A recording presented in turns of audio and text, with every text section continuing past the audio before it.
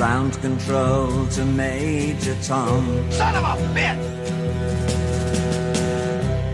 Ground control to Major Tom.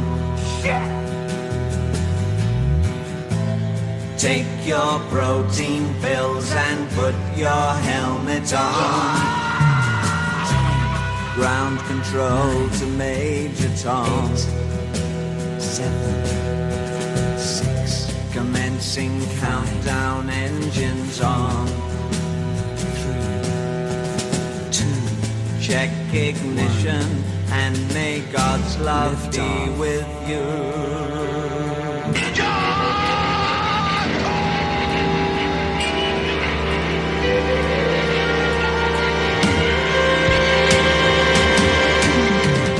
Welcome back, Golan-Globus. We're at just past the halfway point of Griffmas in July. We're really heating it up right now. Oh, yeah, those stoves, real warm. Real hot. I mean, we're keeping them warm. We're keeping them I had warm. to throw that in because they haven't gotten one in a couple weeks. They've probably been going through withdrawals. People, they don't know what to do. They don't know how to keep it cold, Yikes. warm, whatever. They don't know how to keep it. All the episodes Always keep it warm. All the episodes are available. You can just go listen to an old one to hear Tim soothe your soul with the Keep It Warm. So, Griff, before we get into this movie, this classic, yeah, Griff, they tell you about life. It's all about you got to experience things. That's what life's all about. New experiences. Sure, I've heard this. Well, I had a new experience a couple weeks ago. At your ripe age, yeah, a new experience. You're never too young, Griff. You're never too young. I went to my first goth rock concert in my life. Technically, I don't think he's even goth. I'm going to come out and tell you right now, but it was goth adjacent. So this is how it was sold to you. This is how it was sold to me. You're going with me to a goth concert. Yeah, my sister Chris told me she was going to go to a concert with a friend, and the friend gallbladder exploded or something. I don't know. That's what. not a good one. Yeah, that's a bad it's very one. goth, though. That's very goth, actually. So she's like, "Hey, can you come with me? It's in a sketchy part of Detroit." I'm like, "Yeah, sure, whatever." And I'm like, "Whatever." I haven't been out. The last concert I saw was the one we saw High on Fire High 3 years ago or something. And Power Trip pre what's his name? Yeah, Death of Riley. Yeah. So I'm like, "Yeah, sure, whatever." And then, as luck would have it, there was a COVID breakout at that venue, so they moved it to our hometown, right downtown, so it's 5 minutes away. So great, I don't even drive down to Detroit. That's great. Can we go through a checklist? Okay. Just let me know when you want to work on this checklist of things you need to see at a goth concert. We'll come up with a couple things. Okay, yeah. Well, first of all, I don't even think of my sister's ever being goth. All of a sudden, she's become a middle-aged goth. She's like most weird girls. She was into Halloween a lot and shit like that, and she had the pale skin, but I never really thought. I never really. Yes, exactly. Nightmare Before Christmas. Oh my god. No, well, that's the thing. More of a millennial. Yeah, I'll get into that later because there definitely is 2 generations of goth, which I'll get into later. But yeah, because my sister's 56, so I'm like, because she was super into Morrissey and the Smiths. That's why I think of her as that. But I mean, she did like Susie and the Banshees and that kind of shit. But I never thought of her being that into it as far as she is now apparently into it. But then again, I'm an old school punk, but I never had that look either. No. I had the leather jacket and the Docs, but I never had the clown costume. I never believe anybody who goes completely full in on a thing. You buy in too much and you're just trying to project something, and I don't like that. Right, yeah. My favorite character in SLC Punk was the normal-looking guy who just hung out with them, and everyone had to be like, oh no, he's punk! He's the punkest guy in the crew! He doesn't look like everybody else, he dresses however he wants, and everybody fucks with him. Very punk to fuck with the guy who doesn't look like you. Yeah. So I've always been... that was the Detroit scene right there, very gatekeeping. Because we had all the, rich kids, the rich suburban kids, they took over the punk. That's what ruined punk rock in America, at least. It was the rich kids took over. And then, of course, they have rules. So you have to be this, and you have to be that, because they're all gatekeepers. Right. Because they live in gated communities. Did you know that Rage Against the Machine is a politically based band? I did not know that. What the fuck? When did this happen? God, we live in the dumbest age. Paul Ryan's favorite band is political and left liberal? It's what? liberal? How could it be liberal with riffs like that? With a name called Rage Against the Machine. I thought it was against big government. I thought big spending. That's liberal. Big spending is liberal. Come on, Marie. So, Anyways. getting back to this. Yes. So, I'm like, okay, there'll at least be good people watching. Right, So, for sure. Yeah. So, we show up at the Crowfoot, downtown, beautiful Pontiac. Crowfoot's a very weird venue. There's so weird. There's two concerts going on at the same time. So there's a main hall, which some kind of new metal horse shit was playing there. I don't know what it was. Memphis something or other. And Sun Tea. it was Memphis. That's Sun a very Tea. metal name. Yeah.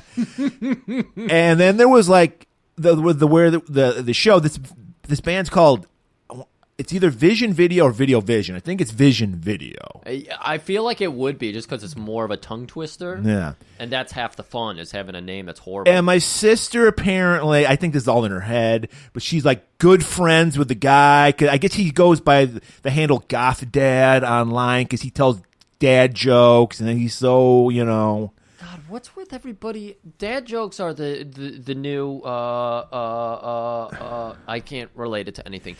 Everyone's obsessed with Sriracha? dad jokes. Yeah, that's a good one. I like that one. Dad jokes are the new sriracha. Everybody's like, "Oh, I love dad jokes." Of course, who started it? Put it in a Velcro. So, Okay, you get your Velcro.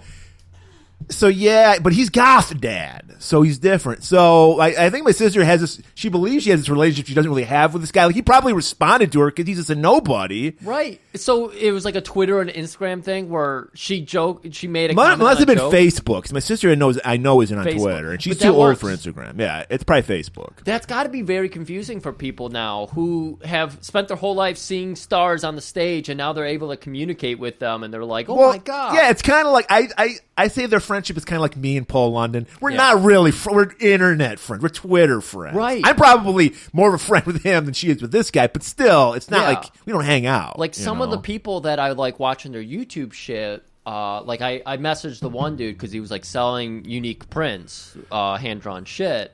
And so I was like, "Hey, do you have any of those for sale?" And then like I exchanged 3 comments with them. I would not call that guy my friend. I did not lose my shit. I was like, "Oh wow, he actually responded." Yeah. And he didn't have any, so I was bummed that he couldn't sell me one of his prints. But whatever. So the room that this concert's going in, the worst room to ever have a concert in. It's a very narrow room. Yeah. And half of it's taken up by the fucking bar. This is incredible because I was at the Crowfoot or the Pike Room or something, Yeah. and you mentioned 2 venues. There's 3 venues. Yeah, there's upstairs. There's one. Yeah. So I was upstairs.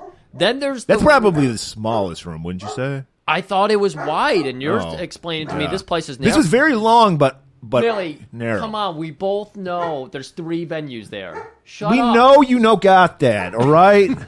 She knows got that. Yeah. So I'm pretty sure there's 3 because there's the wide room, then there's the one that the balcony to the bathroom overlooks, and now there's this narrow one because we Yeah. also saw High and Fire. Yeah, in they a bigger room. were in the Memphis Iced Tea room. Yeah, Yeah. So I was watching the team in the band in the Memphis team. Sunday. I can't even get my own band name right. Okay, anyways, you're in the narrow. Yeah. Bar's taking up half. No the stage. stage. It's just like they're in a corner of the room. Very punk rock. Yeah. And then you can go outside and there's kind of like, I don't know what you call it, atrium, I don't know, but there's like an open space like in the middle of the building. Right. And that's where you can go out. There's a bar there too. And you Yeah. can just hang. Smoking and Yeah. stuff. Yeah, Yep. exactly. So we go out, we go into that area. We're sitting because I think there was a opening band playing still. And I'm in total like dad taking his misunderstood daughter to her first concert mode. I don't fit in here. Like I'm just I was wearing all black. I was kind of goth. I had some Yeah. black pants, black shirt, and my Docs on. It was kind of You just channeled your inner what's his name Danzig. I did have a sheer shirt on. Yeah. Yep. And any excuse to wear a sheer shirt, I'm gonna do it, Griff. That's right. So, like we were saying, there's 2 generations of goth. All right, there's there's the first generation. You were OG. My sister would be a part of that. Okay. Where it's like which I'm into that because it's like they're like really feminine kind of girly girls. They got the big fucking hair. They got the red lips. I don't like black lipstick. I like blood red kind of lipstick. But they got the pale skin. Not a lot of fucking piercings and tattoos, if any. Like no tattoos. And that's what I'm into. So I'm like, hey, at least I can be a predator on like some of these chicks. Well, from what you're telling me, it sounds like you wouldn't be a predator at all. Well, no, I would not. The predator, you don't want to use the women. predator name because that's got a negative connotation to it because of young children and predator and to catch a predator. No, these would be middle-aged women. I'm right, assuming. exactly. I'm saying don't call yourself a predator. No, yeah. You're scoping the talent. I'm looking for prey is what I'm doing. Okay, I think that. And then there's your Marilyn Manson Hot Topic goth, which is like face full of fucking piercings, shitty tattoos, gigantic Frankenstein boots, all that. Yep. I'm not into that. That was a very annoying face, and then that also, as South Park pointed out, got confused with the emo crowd and the emo and the goths, and they were like, "Who's who?" Because they ended up just like kind of becoming this one and the same. Right. So that's a very confusing when you get to a second tier of goth. Right. So I'm looking for like the cute, like taffy type goths, and these are like, no thanks. Like. We've said this before, and look, everyone's going, Tim, you're a fucking prick. Look, I'm not a male model. I'm not a handsome guy myself, so I'm not like shitting on people. But this was one of the ugliest fucking crowds, and we know ugly because we go to metal and punk shows, which have the ugliest fan base of anybody. If you're feeling low about yourself, your self-esteem is down. Go to a Memphis Tea Room show, and you'll feel great about yourself. Because I'm like, this is like the dregs of society. Like, we've always said, where do these people work? Where do they live? Yes. I've never seen them out in the wild. They must all work in tattoo parlors. Like, I don't know. It is the most fascinating thing to see all these people because they are so over the top. Like, we find the people with like the body morphs where they have like horns in their head. Yeah, and shit. There was none of that, but yeah. But I mean, I will also compliment the fuck out of metal and punk shows because every metal and punk show you've ever taken me to, the nicest people. Yeah. There's like always that one black dude who comes in. There was one black guy here, and there must always be one black guy at every show. Yeah. And everybody, like, it seems like everybody knows everybody at those shows, and it makes me so happy to see that kind of shit. Whereas when I go to bands I knew in my early 2000s, I've told this story way too many times, I get fucking strangled, I get assaulted, I get attacked. You didn't earn it. Because I didn't earn it. Yeah. So, fucking kudos to your generation. Yeah. You guys know how to concert. My generation. Well, we also had douchebag skinheads, so it wasn't totally perfect. Right. So you guys are on a different level because there's no skin. I have not seen a skinhead at a single show I've gone. Yeah, they're an endangered species, thankfully.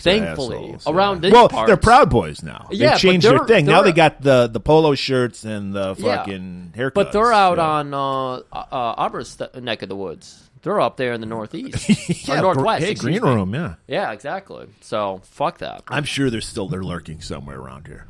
Right. So, like, we had one guy looked like he was dressed like a Cenobite from fucking Hellraiser. Like, he had the skirt, not skirt, it was like a dress and like the corset type thing. And he had long purple hair. And how long do you think he's owned that? I don't know, but he can't wait for a show to break it out. Exactly. Like, do you think that guy was like 60? He was probably in his 50s, yes. Okay. Yeah. And he or he just looked like shit. I don't know because they said these people were awful. He's probably waiting every fucking year like, oh, is this the year? Do I get to bust it out? Oh, man. Right. Any excuse. There was a guy wearing a fucking floppy Gandalf hat with a giant sleigh bell on it. No. Yes. Was he younger? He was young. Yes, he was young. I was going to say, that sounds like a young guy. Young guy with a beard. Yup. Okay, I'm 2 for 2. Then we had a chick who looked like a less attractive Janine Garofalo. Like she was.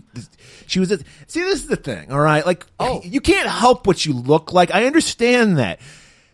Like I said, we're not like me and Griff aren't male models, but at least we look like we're together. We look like we shower. Like that's all you need. This she had greasy hair and she just looked like a mess. And she was wearing you're too young to remember this, but there was you wouldn't remember, but you heard the Kinder Horror look that was really big in the 90s. I think I do. Courtney Love type shit, where it was like the baby doll dresses, like the really short. It was it was supposed to be like kind of a pedo type thing. That sounds weird. And so she had a super short, like you could see her fucking crotch. She's all, first of all, she's all like splayed out and like looking at her phone, right? And it's just like, cover up, all right? There's children, I think, around here. There's children in the vicinity, in the city. Cover up. I don't like anybody posting up like that. That just kind of creeps me out. Yeah. Like when I was walking through Meyer the one day, like some fucking crack addicts just started like, the dude just, the woman he was with, they were like in their late 50s, was wearing the tiniest little skirt, and he just lifts it and starts just going to town. Grabbing the cakes. We were walking down the main aisle. It was more than a cake grab. He was going for the bowling ball grip. Like, I was like, Jesus Christ. Yeah. And I don't want to see that shit. It's just like, I get it. Save it for your OnlyFans If page. you're having fun in a corner somewhere, that's fine. If you're walking down the main aisle like fucking going bowling ball on some chick, no thank you. So the guy, I don't know his name. Dusty was his name. Very ungoth name. Dusty. That's ZZ Top. Yes. He comes out. He's got the Frankenfurter makeup on, which I was expecting, and he had some kind. I think he had like a little skirt on. How many skulls?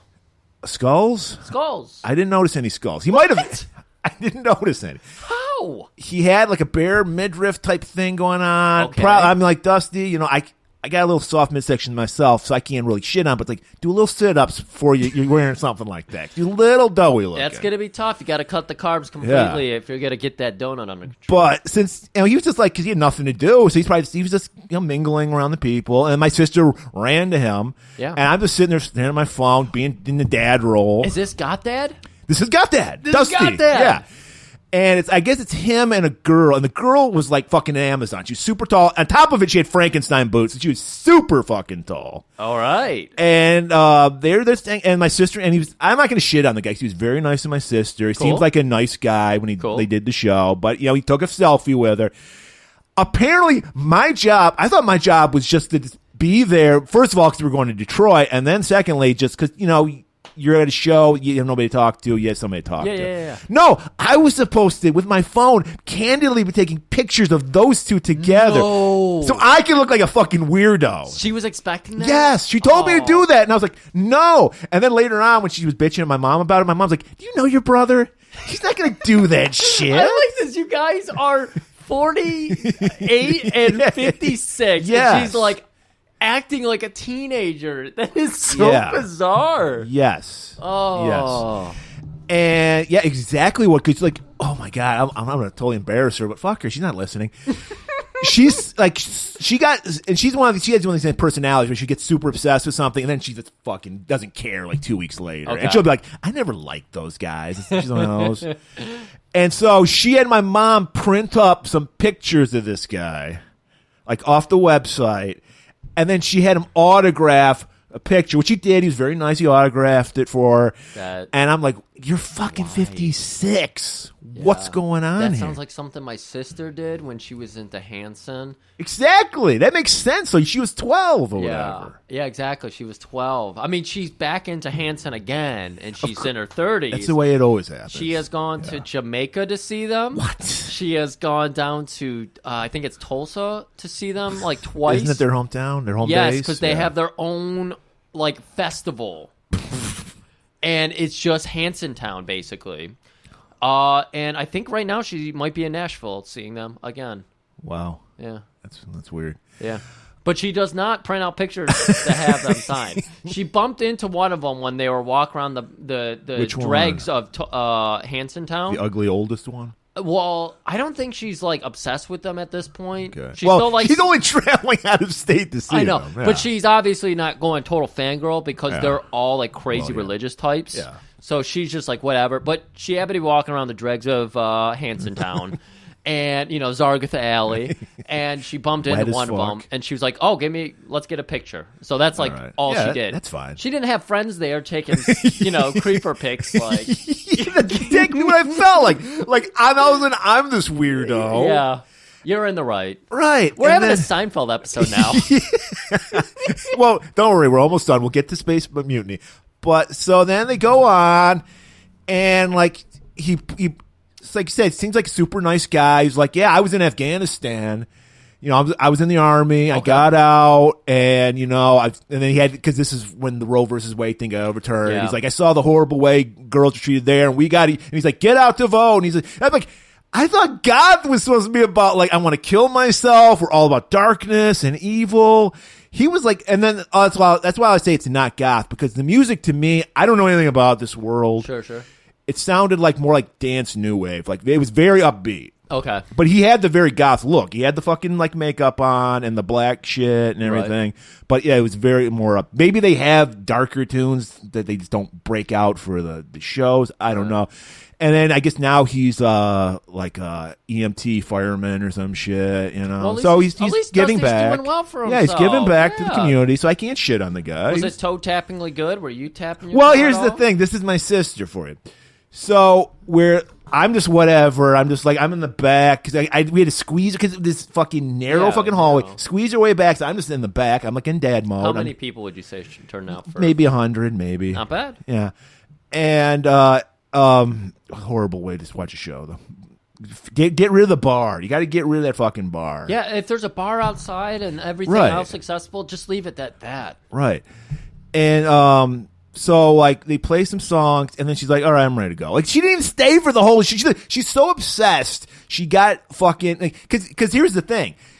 Cause she's on these like goth message boards or whatever. She's gonna set up her story about how like they probably hung out and all this so cool. bullshit. Yeah. So that's all she wanted, really. Yeah. You know.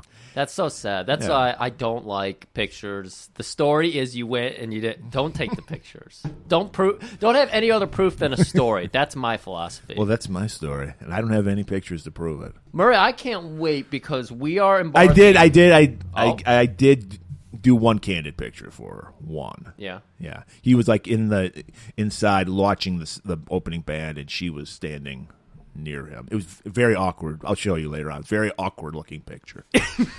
So you did it because it looked awkward? Yeah. I like it. I posted it on our Twitter. Nice. All right. All right, now Space Mutiny. Are you ready to close the chapter on your Yes. story? Yeah, Okay. thank Chapter you. closed. All right, Murray. So here it is. One of Griff's all-time favorite movies. I've watched this. If you were to ask me what's your favorite movie, the first thing I'd say, well, the movie I watched the most, not even a favorite movie. I've watched this movie well over 100 times. This is just So this replaced Puma Man. I thought Puma Man was Puma Man's right there. These two were neck and neck. They were on the same playlist, along with Final Sacrifice. So those three I haven't movies, heard of that either. I've What is watched that? more. Well, maybe if I can find a non-MST3K version, we'll do that one in the future too. Great character called Rousdower in it. Okay. But yeah, so hundreds of times, and I gotta know, this is Reb Brown screaming all of like his classic lines. Everybody's appreciation for Reb Brown comes from this movie. So clearly, being a big Reb fan like yourself, you enjoyed yourself. No, I after I watched this, I texted Griff. I go, this is kind of boring. I mean, nothing can live up to the hype of Space Mutiny. I'm well aware. I haven't seen it. This is my first time watching it. I've seen the clip. Obviously, him screaming in the go kart or whatever the fuck it is. Yeah, but yeah, I was like, I don't want to preface. Not a Mystery Science Theater fan. And I know everyone's like, but that's basically what you guys do. No, we do it better. I'm going to tell right now, hot take. We're not as good as Mystery Science Theater. We are better than Mystery Science Theater. And I'm not even being sarcastic. I'm being God honest with that. It's 100% true. I came from a world where I watched it all the time. Yeah, it's comfort food to you. It's comfort food. There's some fun stuff.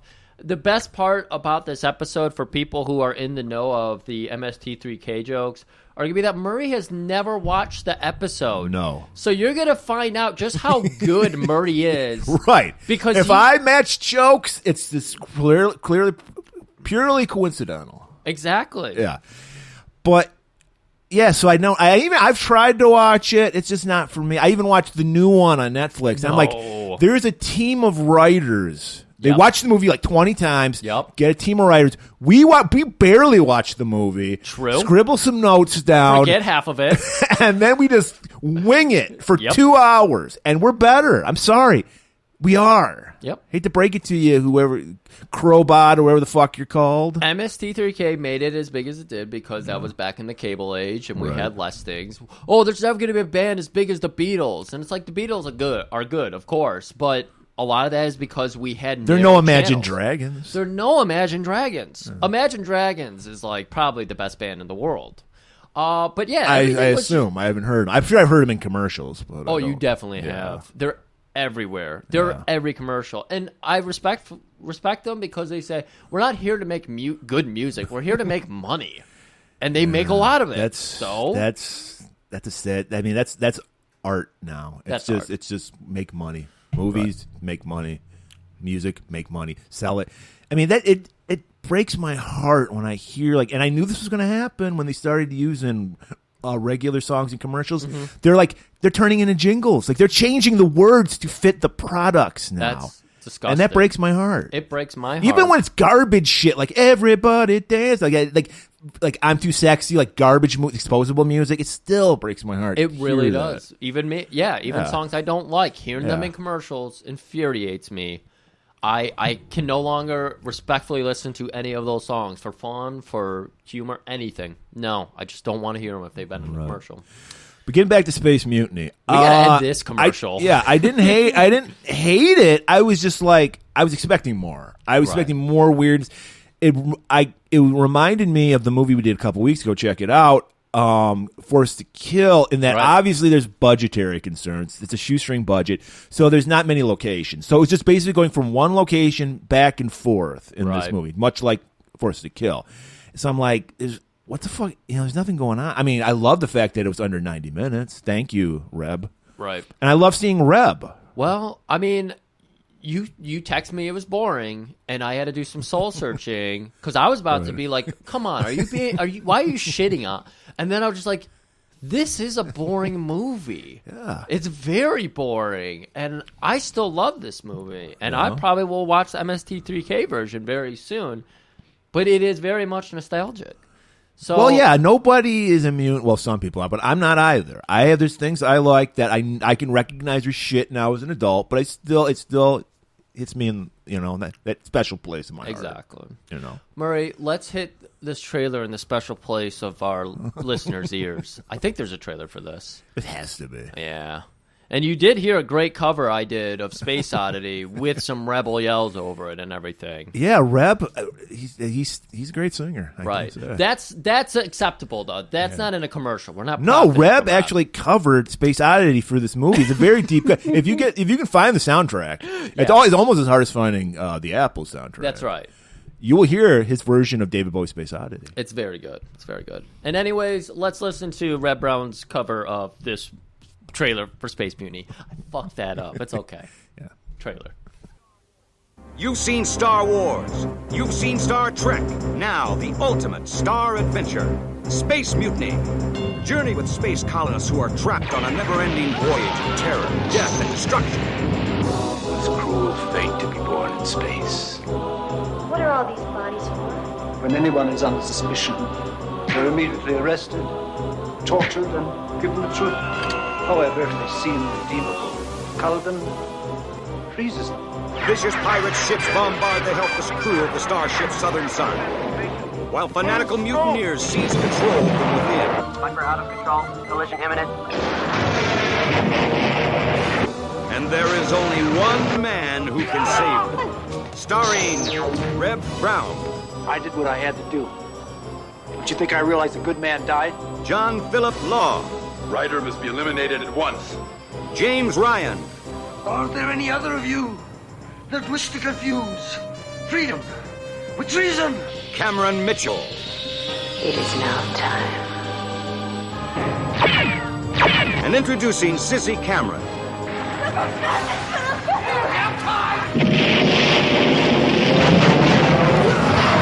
I have something to show you. Oh no. He's evil, ruthless. On my way,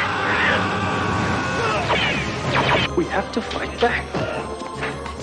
that there's only one man on the ship who's capable of combat. What a shame to burn out these lovely teeth.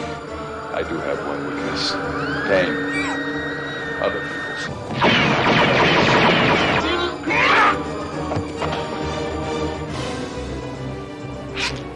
What took you so long? Where's that idiot who let her escape? We've got him on ice, sir. Kill him at once. Yes, sir. Reb Brown romances the commander's daughter while holding off sadistic terrorists. Terminate with extreme prejudice.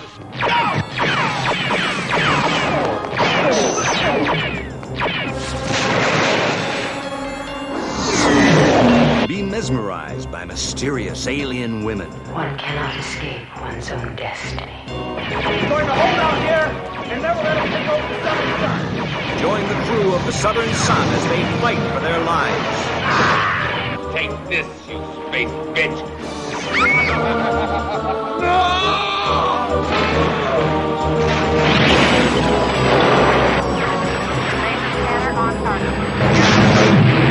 Space Mutiny. In space, there is no way out. Great trailer, Griff. Perfect trailer.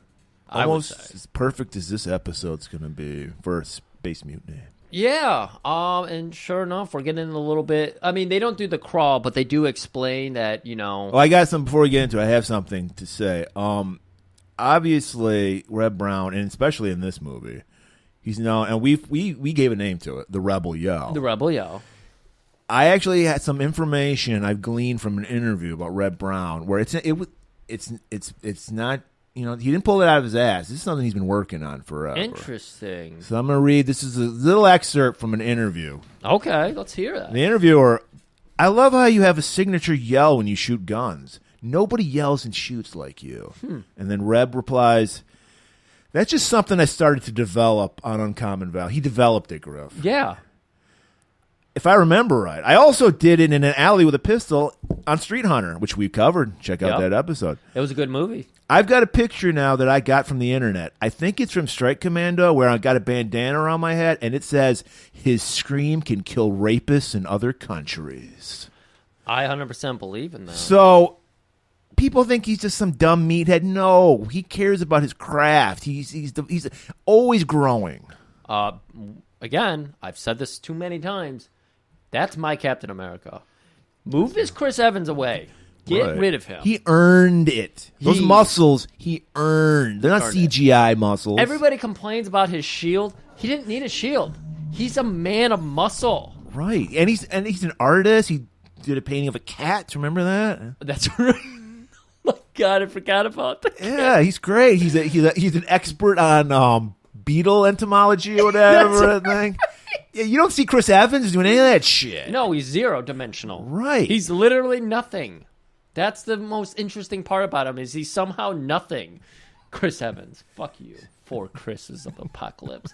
Anyways, Murray, we got to go to space. Outer space time. Yes. This movie, doing my IMDb research, I learned that every special effects scene in this movie was taken from the 70s TV show, Battlestar Galactica. Ooh. Which that's why I was shocked, because it actually looked pretty good for late 80s. Well, late 80s. I love miniature work, so I thought that was great. So I was impressed, because they were actually using the TV show from the 70s, probably a higher budget than this movie did. Yeah. So the special effects were okay. I liked them. Pretty okay? Yeah. I miss lasers. Nobody shoots lasers anymore. Well, I mean, could you even Star Wars does, I guess. But, yeah. Did you make anything out of the space battles? Because they were so close. No, I had no idea what was going on ever. Yeah, exactly. Yeah, very Top Gun. Very Top Gun. There's no factor on the ships. And much like Top Gun, no stakes either. I don't know what was zero stakes. Happen. Yeah. And one of the things, God, we'll get into this episode eventually. One of the things that made me really realize how boring this is that, as you said, no stakes. Yeah.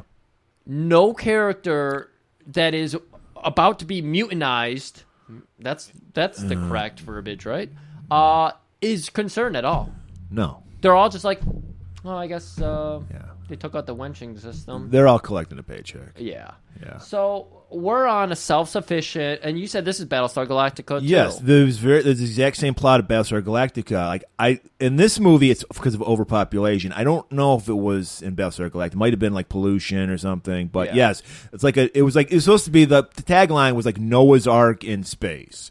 So for this movie? No, Battlestar Galactica. Okay. So they're leaving Earth on a ship looking for a new planet to populate. Okay. And that's basically the premise of this. Right. Yeah. And again, we don't get the crawl, we just get someone explaining this to us, and they do go through and say that some men have grown restless and want to land on land and rule and have wealth. And so that's literally... Somehow if you're on land, you can establish wealth. Right. It's, again, you need to be... you can't be a big fish in a small pond. They want to be a medium-sized fish in a very large pond, you know? So they have to be on land.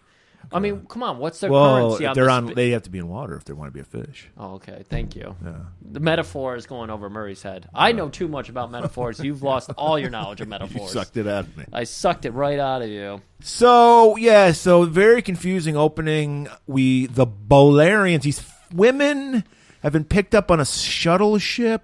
I guess that's what it was. It was a shuttle from ship. a planet Bolaria. Terry Bolaria. Yeah. Okay. What do they call it?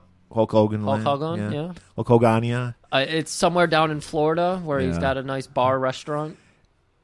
And because these are, the more the merrier, they're accepting these women on to their ship, but they have to get on. They have to get past these other enemy ships. Right. And so they... Okay, what's going on with Reb? Reb was not on the Southern Sun. Was that what the ship was called? Reb is part of Southern Sun. Southern Sunty is the ship.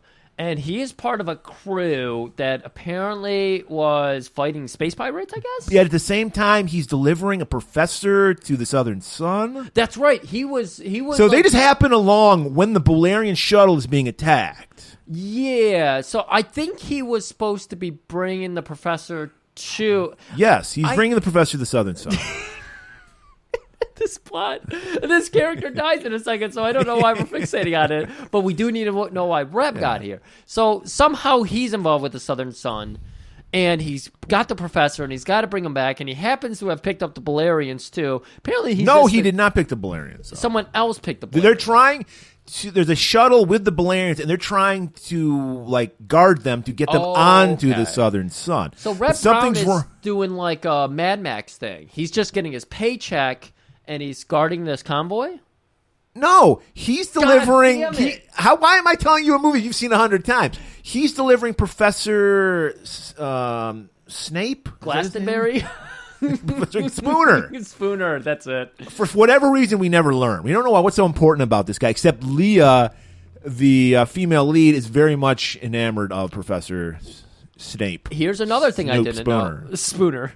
I didn't realize that's Reb's wife. I didn't either until I looked at IMDb, and I was just like, I mean, she's not hideous, but I'm like, is this fucking Reb Brown, Captain America? Yeah. You can do better, Reb. I don't know, but then again, there's some guys, their philosophy is, this isn't my philosophy, but and this is especially with famous guys, because you'll notice a lot of famous guys don't have hot wives, and the reason is because you basically marry a fan. You marry a woman to be your mom, basically, who takes care of all the shit you don't want to do, like pay the bills, take care of the kids, and then you fuck the whores on behind their back. That's a very, I'm sure Reb did that. You think Reb's out doing that? Oh, of course My he Captain is. America? Yeah, he's totally doing that. Yeah, he probably is.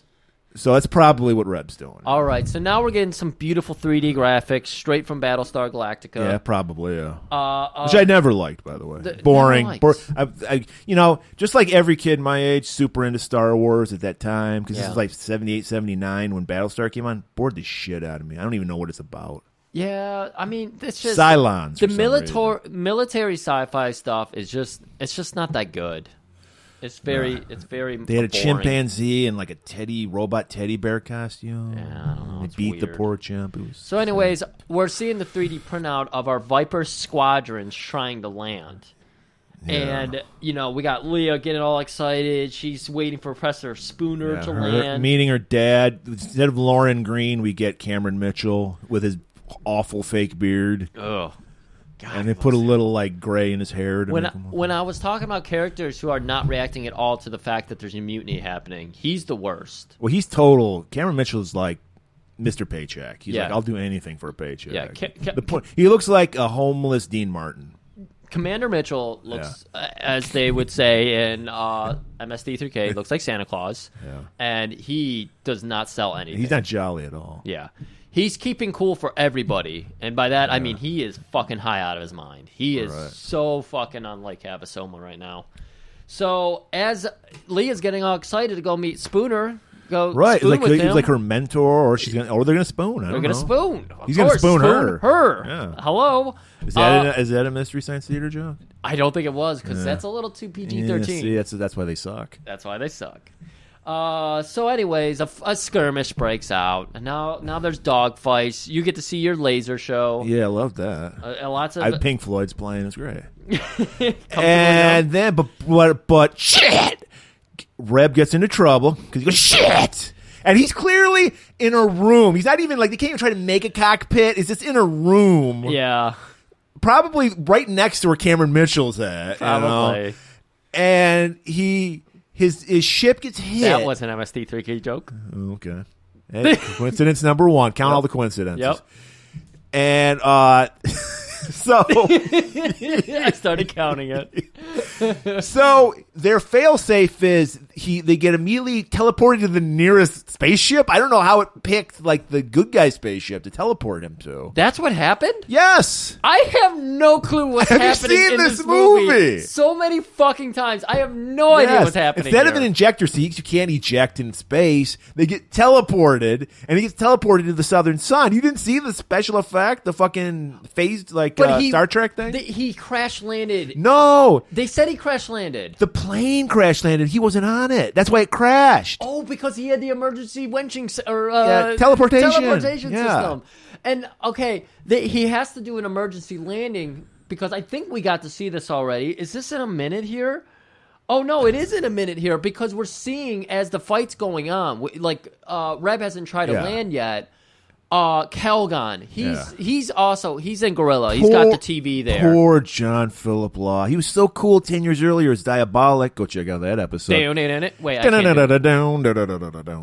he's like cool as fuck in that movie, and he's just like he's probably an alcoholic or something. He's just like needed the job. You know what? He does look like Bukowski after a fresh whiskey shower. Just hair slicked back the whole movie. He's sweating profusely. Nobody wanted to be in this movie. Nobody. No one. And yes, you said, because apparently, I think we're going to get into Mystery Science Theater territory here. The bowels of the ship are Sparks Factory. Literally, I mean, I love how like quaint they make it. There's brick walls inside of a spaceship. There's a lot. Why does everyone think water treatment plants are the most futuristic thing ever? This is our 20th fucking movie. They're just busy and complicated, and so it's very easy. A lot of tubes. Exactly. And catwalks. It's very easy to just be like, oh yeah, this is definitely shit happening. You can't tell because there's too much happening. But there's windows. You can see sunlight. And actually, here's a little IMDb fact for you. The guy obviously recognized that there's windows of sun, so they put like an orange filter on it. And I don't know. The explanation was that's maybe the energy or whatever. Oh. And then when they got the film processed, the person was like, "Oh, they fucked up. I'll correct it for them." And they put it back in and made it sunlight again. That's amazing. That's really good. I like hearing these facts years after, hundreds of views, and I'm finding out these things and finding out what's going on in the movie too. Never knew this, but.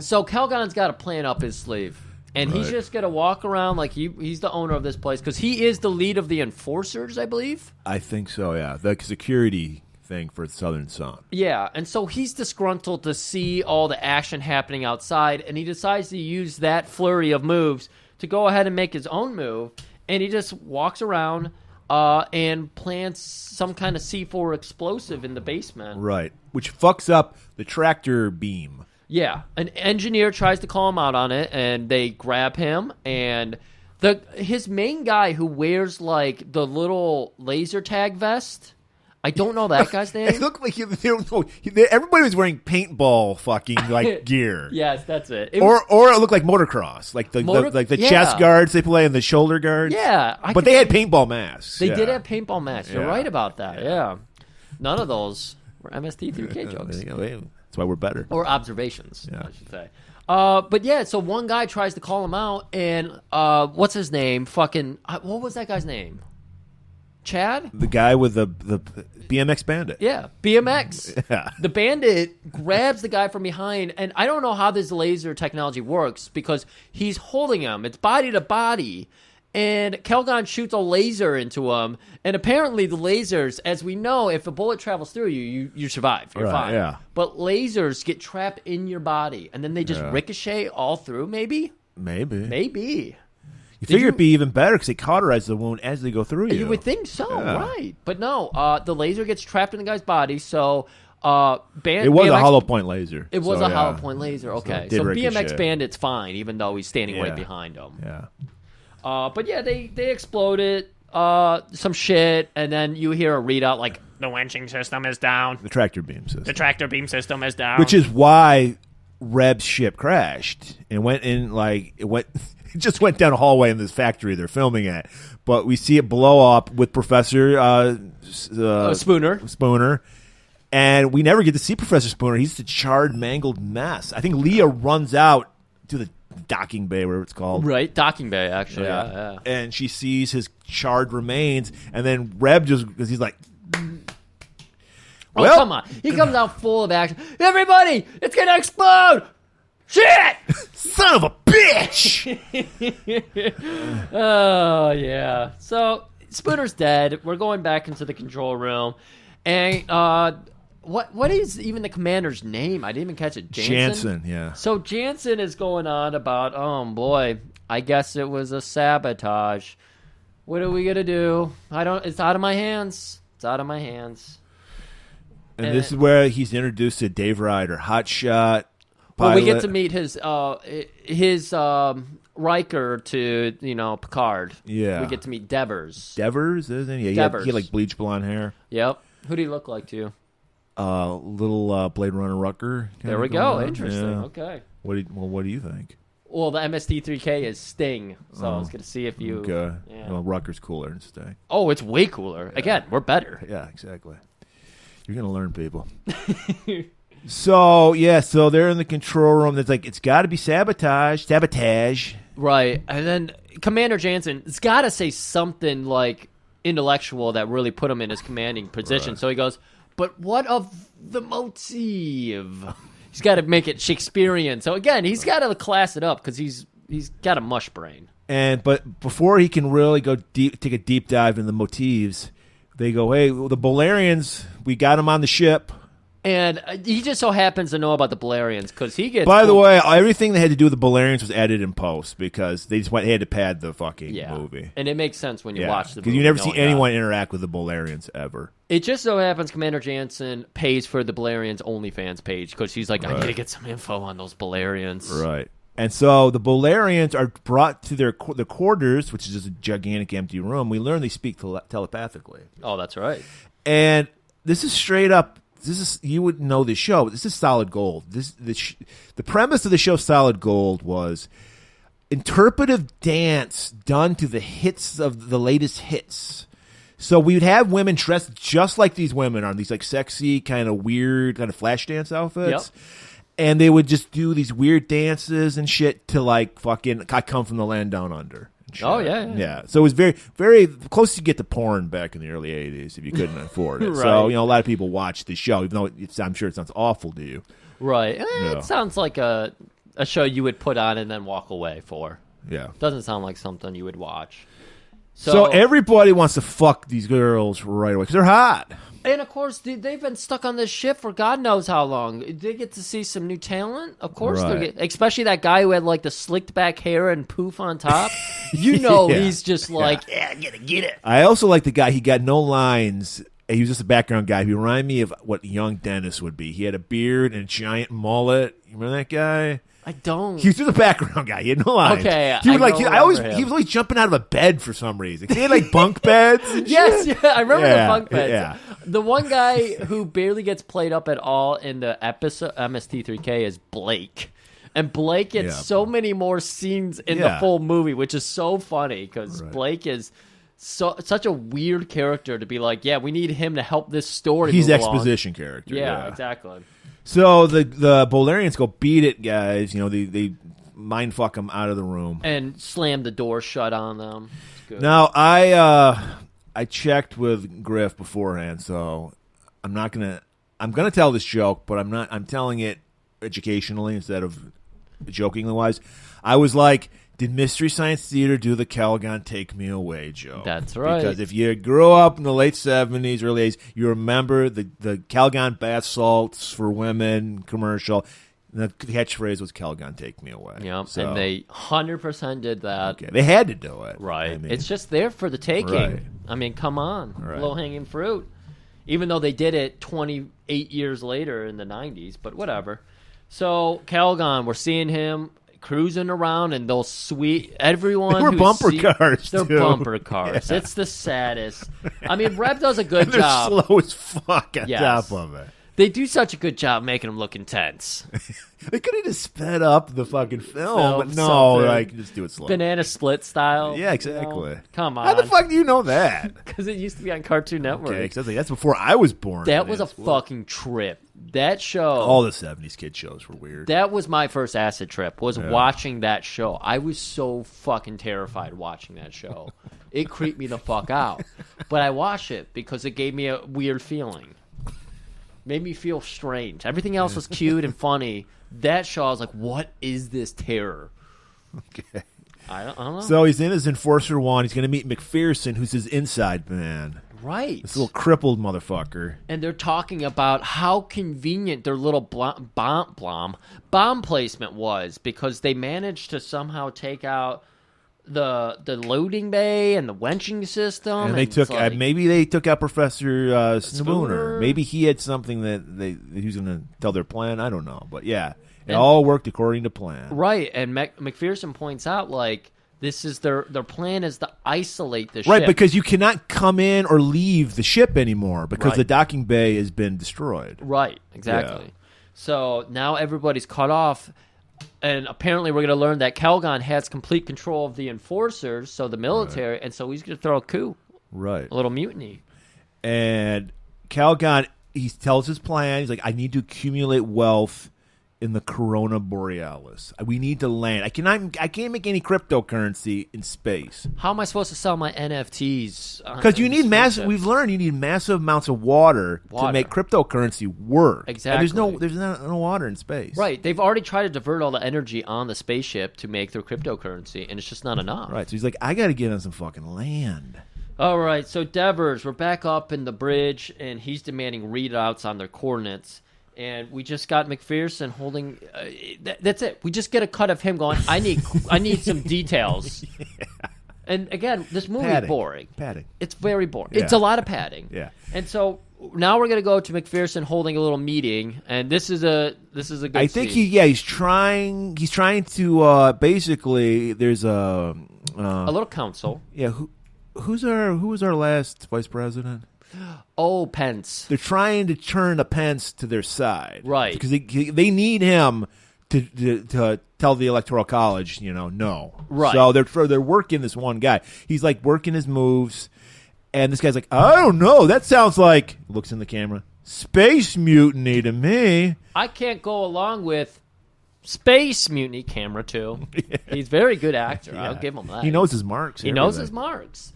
But yeah, I mean, his lawyers do tell him, no, we can't find any possible way where you wouldn't be, legally responsible. Like, this is very illegal. And so he nods and goes, I can't do this. Unless I get a pardon first. There we go. And they're like, we can't do that. Kill him! How about we pardon you from life? Right. And then we... Not only does his cane help his crippled ass move around, it's also very good at stabbing people. Right, it did. And it's got a nice little handle for both hands, so he can just shove the fucking cane right into this guy's heart. Right. And, I mean, his speech riled up because there was like 7 people at this table.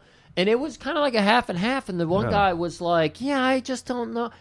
After he said, we're going to have to murder you. We're going to pardon you of your existence. The other 3 people were like, we're on fucking board now. We hate Pence. So let's fucking hang him. And just as they were going to cut away, they zoom in. There's a calendar for some reason. It says January 6th was the day. Of course it was. Yeah. Why in space do we still have paper calendars? I mean, did they print them all out before they went out to space? Yeah, you got to know what day it is. Got to know what day it is. So now Ryder, he meets with Devers and Commander Jansen. He hands over his super secret status card. They can't just talk to him. They're like, "Can we get your tops card, Mr. Ryder?" Yeah, they need to know that he's legit. Hands it over. He had a great pose on it. Right. Did you see any of the Street Fighter cards? No. Topps actually created Street Fighter cards for that movie. I think I saw a few when I was getting pictures for the show, the Twitter. Yeah, you definitely came across a few. I saw Blanca, yeah. I was on eBay the other day, so I looked into it. $100 for the Van Damme card. Oh, just one card? Just one card. Wow. That's not even a chase card? It's just a regular card? It's just a regular card. Holy fuck. It's not foil or anything, Murray. God damn. Not even a misprint. So, yeah, they check him out. It's him. It's Dave Ryder. Right. And then they got Dave's like, I'd like to look over that crash footage. Well, we just so happen to have it on cassette tape right here for you. But then it starts playing. It's fucking Van Damme's fucking buddy Blanca and him like getting shocked and no, it's them like at a wedding and then they're like they're double dating. It's the wedding first. Yeah. That's right. Yeah, that was very strange. So now we go back to the Bellarians. They're full on solid gold mode. They got the fucking Saudi orbs with the fucking electricity. So now what is their motive? Are they trying to lure enforcers in? Because there's 5 different scenes. The Bellarians doing their thing and like enforcers like, hello, how's it going? Yeah, my interpretation is they are a force for good. And they can see into the future by looking into the orbs. Oh. And that's why they're trying to warn Ryder and Commander Jansen about what's going to happen. They never go to him and tell him that, but they tell us, the audience, what's going to happen. They're trying to telepathically communicate to them, which they conveniently... They don't tell us why they're struggling to do it off the bat, but they're luring all these enforcers into their room. And then, are they luring them, or is it just like they're sending out... What, dude, did you see there was right knee level fog? There was a lot of fog. You know what the fog is. Yeah. So they're sending out fog with a capital F. Is it like a Pepe Le Pew where there's exactly there's a scent to it. There's an aroma to the fog. I was wondering how they did the special effect where all the enforcers were hovering so slightly. Yes. Like their nose is kind of leading them. Yeah. Okay. Yeah. It makes sense. I'm so glad you explained metaphors to me. Go listen to Excalibur if you really want to know what's behind the fog. And so that's what's going on there. And it just so happens, I think this is where we get our first cut of Blake comes in. Hey, the Bellarians are off limits. Get out of here, you scamps. Right, and he swats them on the ass. They take off. So we do learn a little bit more about Ryder's escape. Yeah, we learn you didn't learn because you didn't know what I was talking about. We as an audience are about to learn together. He explains it to Leah, and Leah's like, that's still bullshit. You left. He's like, look here, lady. Well, no, he's explaining it elsewhere, and then Leah goes, that's no excuse. You're a hot pilot. You should have fucking saved Spooner. And he's like, oh, no. And he's explaining it in a calm voice. And she goes full Karen on him. So Reb goes full Dennis on him. Right. I don't know what the Karen equivalent is. So, yeah. Look here, lady. I had nothing to do with that. There's only one ejector seat, and I was in it. Hey, that's Doctor. Was she a doctor? Yeah.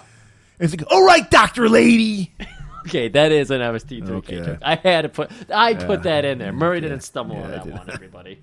And then he just huffs out and pouts and takes off. I have to file my report. Now Calgon, he gets his report. A lot of reports. There's a lot of reports on this ship. And we learned that not only that, there's another guy investigating some reports, and he notices there's about 200 pounds of C4 missing from the C4, cache. Right. And he's reporting it to a character named Lamont. Yep. Who's like, I don't know, a navigator or something. She's in like the Sulu Chekhov role. Right, Lieutenant Lamont, I believe. She's a lieutenant. I don't know what rank that is, but she's up there. She's a lieutenant. And this nerd's like, I noticed some discrepancies here. I'd like to talk to you about that. But Calgon is intercepting this message, so he's seeing it as well. Right. And he's like, get a fucking crew down there. I don't know how they know where it's at because, again, he's in the background. You just see sprawling early Microsoft Pipes wallpaper, just sprawling everywhere, live behind them as if it's alive. And Calgon's like, I know the bowels like the back of my bowels. He's back of your bowels? Wow. Yeah. He knows them front and back. Yeah. He knows his whole intestinal system. So he's like, get that guy before he gets to Le Mans. So now we're going back over to Ryder, who's got to cool things over with Leah because he scoped out all the talent. He doesn't know about the Blarians yet, probably. And he's like, I gotta explain myself to this Leah lady. Listen, lady, a good man died that day. I didn't know you thought he was good. You know what? I don't need this shit. And he just storms off. He was taking no responsibility at all. He's a complete man-child. I wish that wasn't the dialogue that just happened there, but that's it. Like, she shows a little bit of remorse. I mean, her whole thing of, I didn't know you knew he was good. It's bullshit. So I guess Reb is in the right to storm off, but still. She likes to cut his jib. Right. So he's like, he storms off to the club they have, Yeah, he's going to Goth Night, Laser Goth Night. Yeah.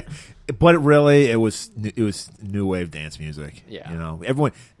they told us one thing. He was expecting goth. He had his makeup on. That's right. He was wearing the full Frankenfurter outfit, the corset with the stocking. Right. Because he kind of looks like Rocky. Does a little bit. Yeah. And he's just like, shit. He's got a nice little martini with some Hawaiian punch in it and an umbrella. Of course. Well, Reb's a fit man. You don't drink alcohol when you're that fit. And apparently, there's some cock smog wafting off of that cock of fucking Reb because Leah's changed her tune now. Right. And she's like, the way to a man's heart is through his hula hoop. She's changed her outfit a little bit, too. Right. She's like, I saw those Balerians. I know what they're she's rocking. wearing a crazy fucking 60s space age outfit the whole movie. It's like a one-piece bathing suit with some tinfoil added to it. Oh, yeah. She's got the one piece, and then it's got little shoulder flares Everybody on it. does. Reb has that, too. Right. Yeah, that's right. Everybody does. And then she wore, like, a little micro skirt over it, but I believe it was translucent. Yeah, something like that, yeah. Yeah, I'm pretty sure it was either that or sparkly silver. Yeah. Because space. And you want to get to a man's heart, you go through his hula hoop. So she's just doing a hula hoop dance with him because that's space age. He can't quite tell if she's coming on to him until she makes eye contact with him and points two fingers and points one down at her vagina and points one down at his penis. And Reb actually blushed. And then we see Fog and Smog just joining. Well, you know what happens when fog and smog hits. All hell breaks loose. Hurricane. Wow. Come on. You can't have a hurricane on a spaceship. These people need to find a closet. The hurricane is going on. A hurricane. And she bends over in front of him, like not subtle at all. He's like, "Okay, I get that." He's a meathead. Come on, it's fucking Reb. Right. So eventually, she finally works up the courage after flashing her whole ass to him. Comes over. Can a woman buy a man a drink wherever part of space you come from? Son of a bitch! Sure. So they're starting over. And, it's looking like it's going to go well, but then they notice Lieutenant Lamont is being escorted by the police. She's boogieing with Alex and Ricky at this moment. She was. Yeah. Ricky, of course, is the guy with that poofed hair that I was talking about. That's Ricky for sure. Yeah. Let's boogie. Can we really boogie, Alex? Yeah, sure, kid, we can boogie. God, I love that movie. So good. So they grab Lamont, take her away, they ask her what she knows or something like that. Right, they bring her to Calgon, who's sitting in his little Enforcer 1. I mean, he's like, I'm not going to walk around the ship anymore. He looks like Captain Pike from Star Trek. That's what those things look like. Oh, my God, that's a good, yeah that's good. This one's a little bigger, but you're right, because he's kind of like slumped over, head leaning back. Light for yes. That's what I loved about that episode. We're like 400 years in the future. He can only communicate with a blinking light. It was good, though. Those two episodes are really fucking good. But, yeah, you're right. Yeah. So then he just shoots her. Right, of course, because that's what you got to do in space when you're mutinizing. So Ryder and Leah, of course, are right on their tail because they were trying to figure out why Lamont was going to be arrested by the enforcers or whatever. Right. And they happen on her dead body. So they're like, well, good thing we just happen to be in the docking system or wherever where we can ride the enforcers around uninhibited. Right. So he jumps in Enforcer 2. Look here, lady! Get out of here! This is man's work! I'm not going without you. So she puts on her little crash helmet. Yeah. And they jump in and they get the slowest chase. Golf carts move faster than these fucking Jesus things. Christ. There's a lot of drag, apparently. Well, if Leah wasn't in it, he might have gone a little faster. And then there's a lot of just boring shootouts in this fucking It movie. is such a boring shootout. They're firing back and forth. Calgon calls his enforcers. Well, like Calgon shoots down some shit. It falls. They can't continue any, forward at them. So Calgon gets away and calls up, he puts an APB out on Ryder. Right. So there's the shootout. They got laser guns. They got baby bazookas, which is just like a PVC pipe with some shit glued on it. Did you not love the bazooka laser? But it wasn't a laser. It just shot fire. Oh, you're right. It did just shoot fire. Yeah, that's right. It was weird how they had laser technology and fire tech because there's a blowtorch later on. You think you wouldn't use explosives on a fucking spaceship? Yeah, you think you wouldn't have gigantic fires and just let them burn. Why would you have a fucking supply of C4 on a goddamn spaceship? You never know when you need C4. They're self-sustaining. Ugh. So they eventually get away with the baby bazooka. Leah and Ryder get away. Right. Another report, Griff. It's time for a report. It reports back. Devers reports back to the commander. I think they want to drive us into pirate territory. But what would the motive be to drive us into pirate territory? Someone on the ship is set to gain. And then Jansen goes, speculation is dangerous. Speculation is dangerous. Again, no selling all the shit happening. Fires, explosions, wenching He has no system. idea what's going on in his own ship. Doesn't give a shit. He's just like, can you load up that Balerian gif again? That's fucking hot as shit. Solid Gold is my favorite show. So Leah and Ryder stumble into a freeze chamber. Just walking around aimlessly happen in the frozen chamber. We're thinking it's what's that thing bizarre, the Halloween thing, theater bizarre? Yeah. I'm thinking it's that because there's people wrapped in saran wrap hanging from meat hooks. Yeah. No, it's not some weird sex thing. It's just the freezing chamber. We meet the guy in charge of it. I'm gonna call him Mattingly. This is how I imagine our manservant looks like. Right. And he's like, of course he's British, so he's all about tea. Right. He's like, do you like sweet tea? I love it. Because everyone knows British people love sweet tea. Always sugar. Non-stop sugar. And cold. Yeah. And they're like, he's like, so we learn, like, because they're like, what's going on with these bodies? And he's like, oh, this is what Calgon does with people, He freezes them. If the person's under suspicion, he'll have him defrozen, like a frozen They're given a turkey. truth powder. And Yes. then they're frozen. If they're not murdered. That sounds like mutiny. Leah's like, we got to call for help. And then Ryder's like, fuck that, let's get weapons. We gotta go get weapons. And so they exit stage left. And It just happened. Yep. It's like an episode of Three's Company. Everyone's really is. just missing people. It really is. And so Calgon and his crew arrive just seconds later. They start getting, the Mattingly some grief and everything, Right. and he's like, but I want to give you some tea, and they fucking slaps that tea out of his hand. And that fucking Calgon just slurps some of that sweet tea. Thank He's you. like, You never miss a minute of slurping to the mic. God damn it. I'm eating a peach right now. So they take off. Another shootout. Do that as Rev. I'm eating a peach. Peach, son of a bitch! This peach is juicy! I like that. At least we're entertained. Yeah. Look for that on Mystery Science Theater, motherfucker. Red Brown eating a peach. Nobody associates ever eating a peach on Mystery Science Theater. That's right. We eat them every day. So, they get away. Another fucking boring laser shootout. Now the commander's alone. He's looking at those Bolarian videos. He's got his hands in his pockets. Oh, yeah. Watching him dance with that fucking Saudi orb. And then the leader, Janira, materializes inside his room. Right. And she's like, do you like to watch? Oh, do I ever? As he just bites into a peach. He's got like a shrimp cocktail there. He points like... She's like, oh, I know what you want. He just points over to his enforcer. And then she gives him a telepathic lap dance. She puts him down on the chair. They're in the champagne room. I don't know how she materialized it in a way, or he's just so into that. Maybe that's like a thing he's paid for in the past, so he knows how to move with holograms. Because she pushes him in the chair, but she can't touch him.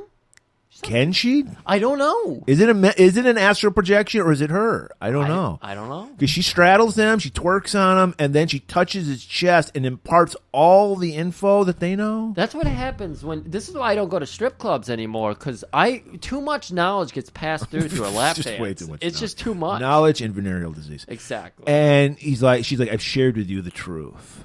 Oh. That you're never going to get any of this. Okay. Because she's a stripper. She's just a cocktails. Exactly. So Jansen, of course, he's like, I got to hold a conference. Everybody, I made a report for the conference. Get in here. And we've got the big hitters here. We got McPherson there. We got Ryder there. Devers is there, of course. Leah's there because nepotism. And he's got to go over everything. I know all the secrets. I didn't understand this because McPherson... They don't know. But I thought he reveals Caligan's plan here. He's doing a Columbo thing where the perp in Columbo always reveals a little bit of detail. Okay. Only to like exonerate himself. Like, no, I'm helping you. So that's what McPherson's doing here. Covering his ass. He's trying to cover his ass.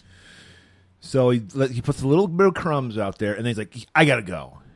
And he excuses himself. Right. Commander Jansen's known Ryder all of 5 hours. You know what? We need a flight commander. Right. And you look like a flight commander. You are our flight commander now. Son of a bitch, yeah! A little clap, a couple peaches are eaten. And they have a little party. Yeah, they literally, there is a live mutiny happening. This is live space mutiny. There is a Jan 6 happening, and he's like on the bridge having a party. They love the party. They got a party. Mac is furious about this. He goes to Caligan, and we learn that Ryder was responsible for that gimpy leg of his. They don't go into detail about it. No, you don't need that. But he's always had something against Ryder, crippling him. You would think that Ryder and McPherson would have recognized each other if he supposedly fucked up his leg or something. Well, but he's basically telling Caligan, this Ryder cat, he has to be dealt with it once he's dangerous. The rest will fall easily. Get rid of Ryder, and the rest is like a piece of cake. I mean, that explains how he moved up the ladder so fast in 5 hours, flight commander. Right. So Caligan's like, well, locate him and the girl, then wait for my instructions. All right, and so there's that party we were talking about. Everyone's just fucking drinking hard, and Ryder, he's got his mind. He's still high on the fog. Right. That's it. Starting to hover a little bit. Right. And he's like, where's your daughter at? Oh, she's in the space green room. Yeah, the old space bone zone. Which is just basically a putter's green. Like, they just, like... It was It looked like a set from Willy Wonka. It was it was really exaggerated, like it was that meets mini golf. Yeah. Yeah. Oh, no, there was a giant windmill. I mean... It was very interesting. And she's like, fuck me right here on the par 3. And so they just fuck. They just don't even like talk. No, it's over. It's done. The fucking fog meets the smog, and it's over with. It starts raining inside. I did hear Thunderstruck start to play. So now they're doing a little pillow talk afterwards. He's going for seconds. He's got to, right. He's trying to get that reach around, and she's like, whoa, mister. There's a mutiny going on. I know we just spent an hour fucking, but there's a mutiny happening. But he wants to tell a little bit about himself. So we learn that he comes from a long line of pilots. Get this, Griff. Iceman was his great-grandfather. That explains the hair. Right, perfectly. All right. And then just as they're about to fuck, he puts a swerve on her. He's like, I gotta go. Yeah. Ooh, this was good. He can't get it up again. She drained him, dude. She drained him. Yeah. So speaking of draining people, the Bolarians are attempting to control more of these enforcers. I mean, I know these are my notes, so it's my dictation here, but I'm pretty sure that's what she's trying to do. Or it's just the scent of that fucking fog. I don't know. The velvet fog. It's hard to separate the two. So, cut 2. Other enforcers are showing up. They find their colleagues. Their balls are drained. They're just fucking spent. They're passed out in the Bolarian room. The Bolarians are no longer there. Right. What the fuck is happening here? I didn't know the Bolarians had another room. Did they just disappear? Were they gone? I thought they were just like against the wall or something.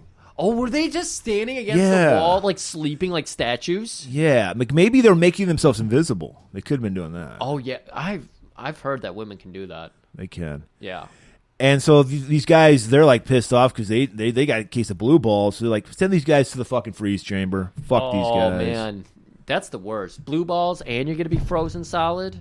Frozen solid with blue balls. You know how bad's that gonna be if you wake up? 300 days of blue balls or something? A lot of pain. That's a lot of pain. Blake, he bumps into Devers. He bumps into somebody. Oh, just a random enforcer. And he's just like, dude, you heard what Calgon's up to? Don't cross Calgon. Just go with the plan. Right, because some of the enforcers are starting to be like, this Rider guy's pretty fucking cool. He's ripped as shit. Way more buff than Calgon. I don't know if I really... And Blake's got... we talked about it. He's kind of a exposition guy. Right. Hey, babe. Calgon is the way. He's going to put us on the Corona Borealis. And that's where you want to be. Yeah. Excuse me? The Corona Borealis? I believe I said Corona Borealis. Okay. Don't correct me, babe. Okay. Early role for Dennis Miller. And so, lo and behold, they're in the Corona Borealis because that's pirate territory. And they get under attack. And we get a very confusing Top Gun level fucking fight scene. I don't know what's going on. Dude, it doesn't even end. It just kind of just abruptly stops. Right. It's so weird because everything is an abrupt, this is the scene ending and this is the random scene beginning. There is no good transition here. There is no go to the bridge. Holy shit, we're entering that pirate territory and we've got some bogeys on our tail. Nothing like that. It's just, all right, and now we're outside fighting some spaceships. Right. So they're being led by Ryder. Yeah, well, Ryder has to give a Guile level fucking inspirational speech first. And he's like, son of a bitch, these goddamn pirates are out there. Let's go fight them. Shit. Bastards. And that just pumps these guys up. Right. So they go out and apparently they win the fight. It doesn't even end. Like, it's just... I don't think they even acknowledge the fucking pirates from here on out. They do. They go out, they blow up some ships. He actually does a speech after they blow up the ships. They come back in, and the little computer readout goes, pirate threat eliminated. Congratulations. And they start to throw another party. Well, first, they land the fucking plane on the aircraft carrier. Yes. And then it says that. Yeah. Right. Which only I can do. Yeah. Apparently. And Ryder, apparently. And Ryder, yeah. Well, He went full Maverick there. He went out by himself. Right. Solo. Fought off 4 pirates, came back, delivered that inspirational speech. He's like, we got Group 1, they're going to go make Woppets. Group 2, you're going to get reinforcements. Group 3, you've got our backpacks. It worked. It worked. So Calgon, he gets a plan from McPherson? McPherson. What's the plan, Griff? Oh, it's, to win. Okay. It's very low-key plan. And he's like, I need a little. He's like, I can't stop Ryder. I need a hostage. I need a counter move. So you're asking me for the plan. They're typing the plan. They're like, give me some data and analytics on. Give me a report. Give me a report. This movie's all about reports. And so they get a report and they're like, that's our plan. There is no plan, just like given to the audience. And just like my mom, they print out every single page of the plan. You can just watch it on the screen. No, all 122 pages. And of course, they print out copies for everybody. Yes. So it's going to be very hard. Very wasteful. Very wasteful. Paper. And they're on a self-sufficient spaceship, so the paper is limited. Yeah. Yeah. Okay. So, of course, the plan is to go capture Leo. And that's what they do. No big deal. And then they send a message to Commander Jansen. 12 hours. They have because they barricaded themselves in the engine room. Right. And they have 12 hours to stop. Why 12? Why not now? Right. This has been the quickest day ever, the slowest day ever. There's mutinies, there's parties, multiple fuck sessions. Right. Like, everything is happening, and they're like 12 hours. Maybe 12 hours to them is like a week. Well, they did say 12 space hours, which is totally different. Yeah, I don't even know how to calculate that. So, and he says, and by the way, I have your daughter. So he's like, fuck, but I can't, I have these people. I can't just give him the fucking engine room. So he's ready to just give up his daughter. Right, and Devers has to pipe in with some of his great commentary. That's Calgon. He lives by the blade. And then Jansen's like, get me Ryder. And he can get us out of any pickle we're in. So Ryder, where is Ryder? Because they're like, get him up to the bridge. He's just running around the ship, punching enforcers. Was he in a spaceship fighting the pirates? Because they never showed him. I thought they did show him fight some pirates. I just remember the speech. I don't know. Yeah, he came back in, and then he was somewhere, and now he's just running around the ship, fighting people. That's the movie. It's just people running around this factory. Yeah. There's no like, oh, he's here and he needs to get to there, because they say he's going to the bridge. He never gets to the bridge. We learned from Calgon that there is one secret way to get to the engine room they never use. That's right. He points it out and it's never used. And this is also where we get to see that, a lot of miscellaneous pipes and everything, but then they also have a lot of methane tanks just sitting around. Yes, and they're all carefully hand-painted, live, laugh, love, methane gas. Right. Yeah.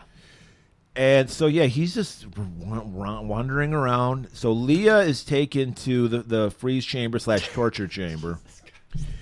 And he's like, they're going to do a little Marathon Man thing where they're going to laser. I think they're going to whiten her teeth is what they were going to do. Yeah, I've gone through a lot of dentistry work. That's a teeth whitener. So it's just like a tube with a light going down it. Yeah. And Calgon gives his best line read here because he's like, I bet you've never even heard of ancient dentistry.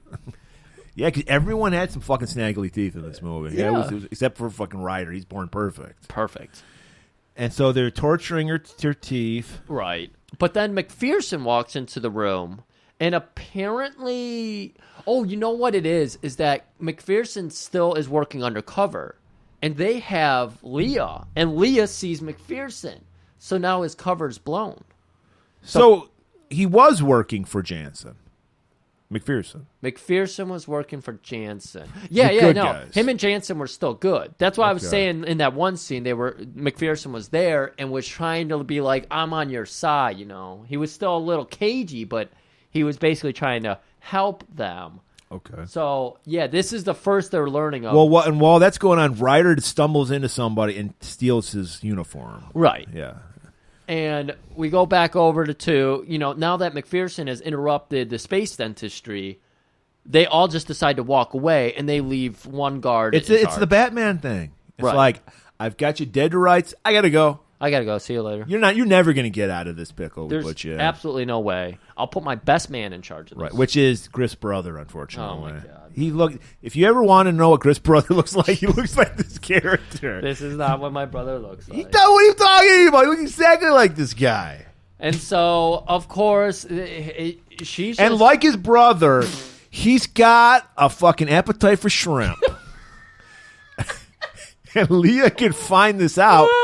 Because he was looking at those feet the whole time. She noticed. Even when she was being tortured, she's like, that motherfucker is like staring at my feet. Right. Yeah, right. He looked like a child when they have to pee and they like kind of do a pee dance.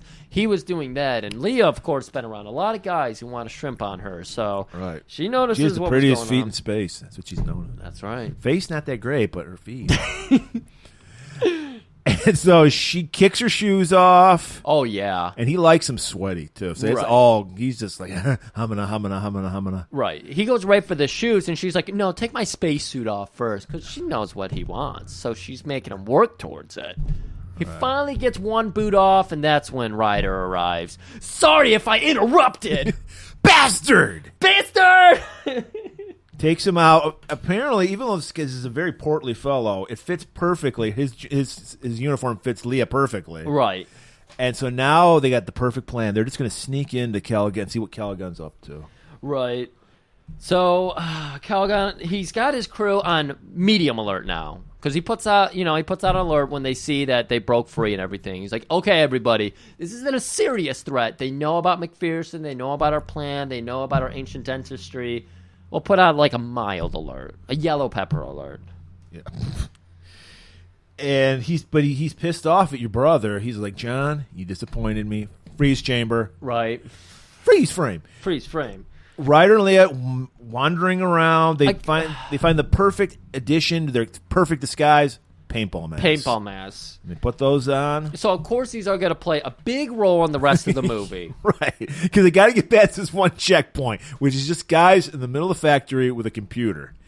And they walk by. Hey, do you have ID? Shit! And he starts punching motherfuckers. He starts punching him instantly. They take out these guards, and then they take their masks off. Right. What was the point? Because they lowered their guard. The guards lowered their guard. Okay, I guess. Element of surprise. So they, Ryder and Leah actually make it up to the bridge. And, of course, they got to report that McPherson is working with Calgon. Who is he working for? What do you mean? He keeps going back and forth. He's a tweener. He was a double agent, if you will. He was working with Calgon for real because he wanted to go to the Aurora Borealis. But he was doing the Columbo in that meeting. Exactly. That's what I was trying to tell you, is that he was trying to play both sides, but really he's with Calgon. And Jansen's like, I can't believe McPherson would do that. He's got a beautiful smile. He's just always pleasant. I can't believe it. Yeah, like Jansen will not believe his daughter. You're a woman. You're hysterical. You're probably on your period right now. Space period's the worst. I'm not going to listen to you. And Ryder actually pipes up and goes, yeah, I saw it with my own sweet blue eyes. Your eyes? Those beautiful blue eyes? It's got to be a fucking... It's got to be a space mutiny. Ryder, I've been studying your report, and you are the perfect human being. I believe you. I've been studying you. And I'm here to report. It looks good. I believe you. Go kill him. Yeah. Calgon, finally, it's fucking jalapeno time, dude. It's like burning hot. Red alert. Full on red alert. Even Blake's moving in. Blake, who's just like the guy who riles everybody up. He's Smithers. And he's actually getting a gun now. He's ready to move in. Back in the bowels. Yep. We got our heroes fighting people. This is where we're in that set where it's like 3 stories. Yeah, lots of catwalks. Yeah, sparks. There's a guy with a flamethrower for some reason. Baby bazookas. Reb looks so silly with that baby bazooka because he is a big dude. I mean, he's buff. Then he's got this little like paper towel cardboard tube rocket launcher, and it's about 2 of them taped together inside, and he's like trying to look badass launching that thing everywhere, and it's so sad. But he was trying to ham it up. And then he gets a hold of a flamethrower, which literally is just a methane, like a propane tank connected to a hose to a gun. This is the kind of shit they use when they're doing paving work to heat up the fucking asphalt. Yeah. It was one of those, basically. It's so sad. So it's not even like they could make some straps where he could strap the tank onto his back to make it kind of look like a flamethrower. Yeah. No, he's just carrying a little fucking propane tank. So it's a really sad fight, but you can tell that the enforcer numbers are dwindling. And we follow. And like you said, we're on a spaceship, and they're just burning everything and not giving a fuck. Deal. Hull damage. No fire extinguishers anywhere. I did not see a single fire extinguisher. That's not up to code, dude. That isn't up to code. Even in the movie set, you need to have those nearby. So we actually follow McPherson because he sees that his numbers are dwindling. So he's like, I got to get out of here. I got to save Where myself. is he going? He just goes to like another room. Well, Murray, this movie does not explain any. Everything is just another engineering room. So he heads into another engineering room, the room where they make gas or something, because they actually do have a couple beakers and shit. Yeah, because they make methane here. Yeah. Oh, this is where all the methane tanks are. They make the methane. This is actually, there is the venting system for the methane in this room, because you want to release methane in the middle of your spaceship, so you got to have this room. Max slowly walks in here. He kills everybody in the room because everybody is unbeknownst to him. They all think he's still Captain Engineer. And then we cut back to the Balerians. I'm like, did they curse him? Because they kind of say like this is the end for McPherson or Right? something. Did they lead him to his death? I don't understand this. Nobody does. All right. So again, back at the battle, we see Enforcer's still losing. Yeah, we got more cuts of these random lasers just shooting off. It's the room in Wayne's World here. It's just chaos for no reason. And Leah's like, I got to be there with my man Ryder. And Devers and Dad are like, no, don't. You're my daughter. I think I love you. I have to stop her. And of course, they're still watching the Balerian reports. And he's like pointing out to Devers, like, look at this one. Look how she bends over. It's so good. Is he saying that about his daughter? No, he's saying it about the Balerians. Oh, Balerians. They're going over the Balerian. I don't know what she was bending over a lot in this movie. Lee is constantly bending over. Yeah, I don't know why Reb was okay with that. Maybe he's into that kind of thing. Yeah, he likes to knowing everyone's looking at his wife's butt. Right. Yeah, he's a freak. He's into it. So now we cut back to that room with McPherson. There's a little trench in this room, and he's like, "I'm gonna hide in this little trench." He doesn't hide in it quite yet. He hides behind some methane tanks first. And then Reb comes running down the stairs. McPherson has a perfect shot on him. McPherson! Chakotah! It's just a war cry now. Right. And so McPherson, or rather Ryder, can't get down the stairs because McPherson has a perfect shot, perfect cover and everything. But don't worry, Murray. Leah's here to save the day. And she does a nice little rope trick. Yeah, she just rappels down in front of McPherson and distracts him. Yeah, gets herself in just as much trouble because she doesn't get. They could have had like a pincer move on him. They're saying that Simon West did not direct this. No, right? no. So this pincer move does not work at all. And so Ryder just decides, I will just run at him. I'm just gonna run at him, and it works because McPherson has to take cover in that trench that you were talking about. Right. And Ryder and Leah they have taken cover. They hide behind the methane tanks. The methane tanks. And they're like, how are we supposed to get him now? He's in perfect cover. And Ryder, of course, he pays attention to all the knobs nearby. He knows how to read. He knows how to read. Son of a bitch, that's methane! And he starts just turning a fucking knob, I don't think this is safe on a spaceship to just be letting out any random gases. And somehow he literally just turns the fucking spigot or whatever on it, valve. Releasing valve. Yeah. Thank you. And just releasing gases into the air. Somehow maybe the Balerians are moving the gas because they control fog, so they can control methane maybe because it goes directly and he lights it on fire and it goes directly slowly to McPherson. Yeah. So it's amazing. It's the gas trail trope, but with methane gas and shoots it with the laser. And he just slowly burns to death. Great job, Ryder. And then Ryder does grab him, and he's like, Ryder, tell me about Disneyland. Well, there's gonna be cotton candy, and there's a genie, and I'll get you any wish you want. You can walk again, McPherson. Sounds great, Ryder. And then he dies. So as they get back to a safe room and everything, of course Ryder's got to chew out Leah. It's a man's job to murder people, Leah. You shouldn't have been up there. Why can't your father control you? Right, they're going for some Han Solo, Princess Leia sexual tension type, even though they already fucked. Right. And she's like, a woman can do anything a man can control. You can't control me. And then they just stop fighting and make out with each other a little bit. Because it's that Griff. Tenser. Hate. Love comes from hate. Always. Balerians, they're telling us, the audience, it's time for Calgon's death. We're in the home stretch. Calgon, it's time. Calgon's going to be taken away. Yeah.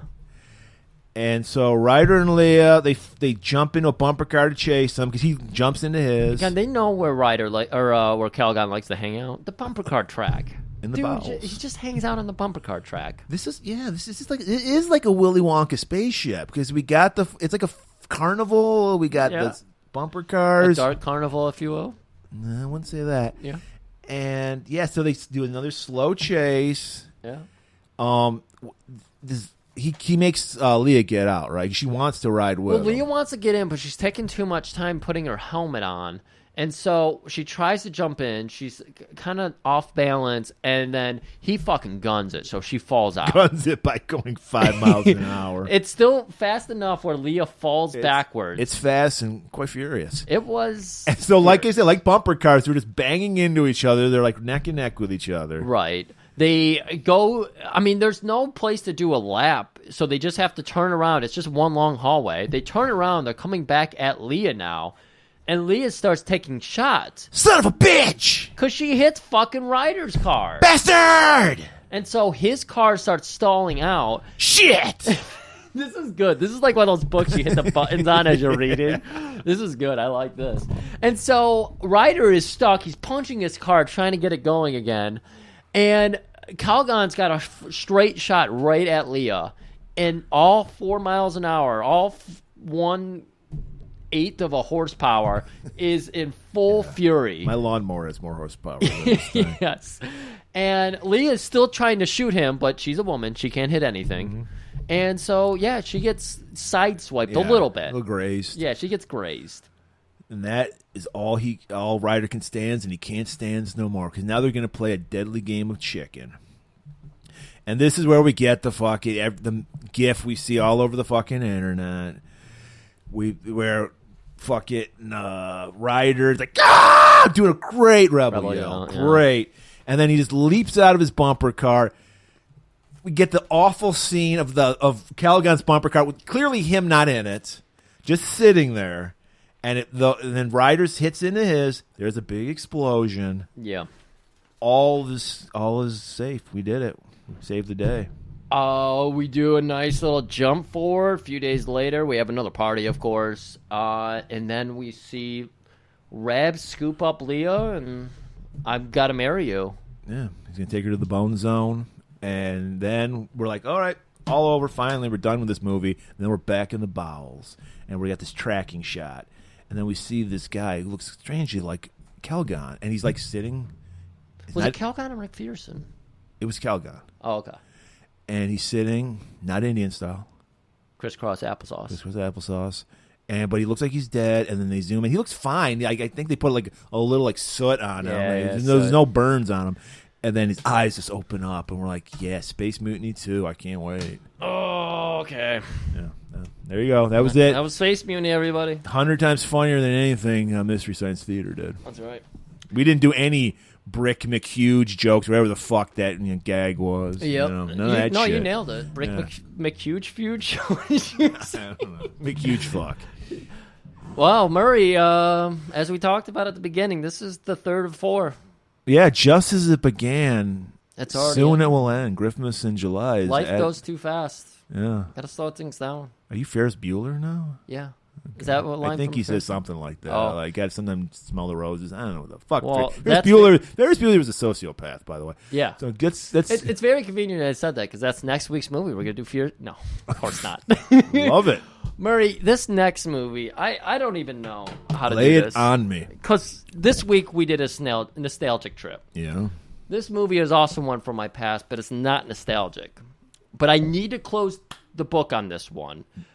Because you can't move on with your life until we've talked about this right, movie. Exactly. Because this movie came out in 1996.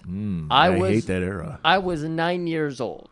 I was just finding out about... I was 22. The boobs and the butts and how I liked looking at the lady boobs and butts. So this movie, it had a certain stranglehold on me, to use a Ted Nugent Porky's? phrase. Are you doing Porky's? Oh, yeah, Porky's, big time. And I didn't know they had butts and boobs in the 90s. I thought they got rid of them by the 90s. Right. You'll understand this in a minute. Jean-Claude's butt. So, yeah, there we go. So I saw the trailers and everything, and it was just like, I gotta get this movie, but clearly no one's gonna rent it for me because you're already thinking of the bullshit story you can tell your mom how you need to see this movie. Right. No, it's actually just... It's educational, Mom. Jean-Claude is in it. That's why it's got this rating. Don't worry about that. No, she's not actually in it. Murray... Jim Cornette would be losing his mind right now. He's obsessed with this woman. Whenever he talks about the perfect woman, he talks about this woman. And I I at 13 or at 9 years old thought she was attractive. I'm really but intrigued. Looking back on it, this is not a good look. Okay. You were talking about your mangy looking woman at the goth show. Yeah. When I saw the trailer for this movie, I was like, "Oh my god, that's not a look. That's not a good look." Murray, stop teasing me, Griff. Come on. We are doing a Pamela Anderson Lee movie. Barbed Wire? Barbed Wire. Oh my god! I was never into Pam Anderson, and I want to explore that. I want to close that chapter of my life where I was like, I need to see that. I don't think anybody wants to see this. There's Tommy Lee would. Tommy Lee, maybe, but this I imagine is going to be terrible. Well, it's interesting. It's going to be terrible, but I've never seen it, so I'm looking. I've never seen. Good job with the movies, Griff. I've never seen any of the movies you picked for this week. God. I'm. This is technically this is a not so superhero movie on top of it because this is a comic book movie. This is a comic book movie. Yeah. So don't call me babe. Oh God, I can't imagine how annoying this movie's gonna be because it's gonna be her thinking she's the sexiest fucking bitch she in the was world. At the time she was considered. Right. I imagine never gotten. It's I like trashy women, but I was never in. I don't like the Barbie looking girls. You know. Yeah. So she's totally a Barbie girl. I in a Barbie world. I don't know. We're continuing our theme of all this over sexualized stuff. There's probably that's what you guys love. Yeah. As much as they say they hate it. They they don't say that. We get the whispers. Yeah. All right. We got 3 messages, envelopes from Abra just for Street Fighter. Yeah. That's right. All right, Murray. So there it is. Street Fighter. God damn it. You put it right in my head. Hopefully, you guys will. Is this movie? I have a feeling this movie's gonna be like 2 fucking hours. Isn't it? It's without the credits. It's probably with the credits. Without the credits. Probably going to be about 135. Okay. I think it's billed at. I can do that. I think it's billed at 138. Okay. But a few minutes of that's credits. I can do that. So it's right in there. It's right in that nice niche there. Interesting. Never seen it. So I have no idea what to expect with this, but I know y'all be here, and until then, I'm listening.